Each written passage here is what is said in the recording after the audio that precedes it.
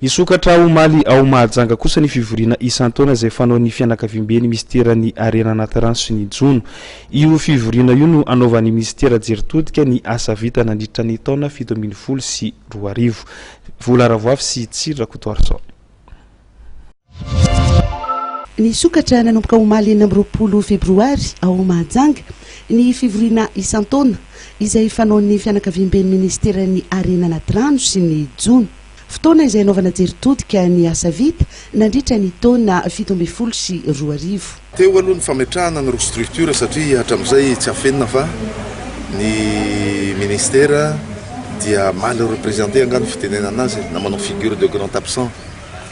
fa tamin'iny taona iny dia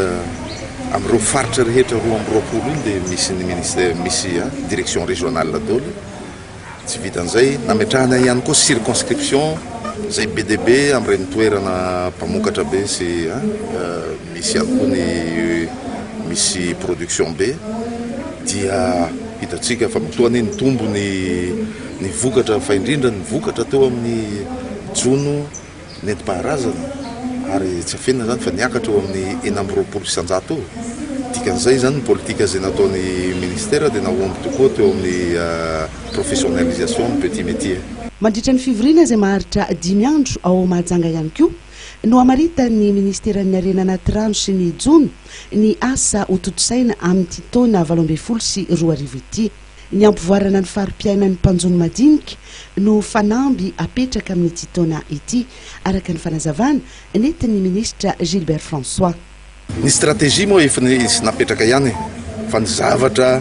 tsy maintsy gérena zany amin'ity taona ity ny hanalana itadiavana paikady hoe ahoana ny hanalana ny fahasahiranany vahoaka. Zay aloha zany tena stratégie goavana be satria fantatsika tsara be ty fa ane clé ty ane charnière amin'ny fifidianana ny vahoaka miandry foana na dia ataoko hoe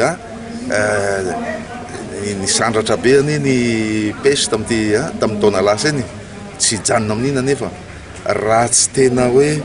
ataoko hoe efa tanteraka daholo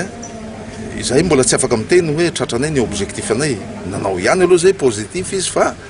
raha tsy ny vahoaka pisitraka zany no efa miteny hoe vahoaka zay fa efa ampy anay.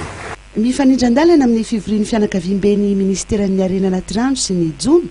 no anatotosana ny fanokafana amin'ny fomba ofisialy ny taom-panjonoana makaba 12 sy 2.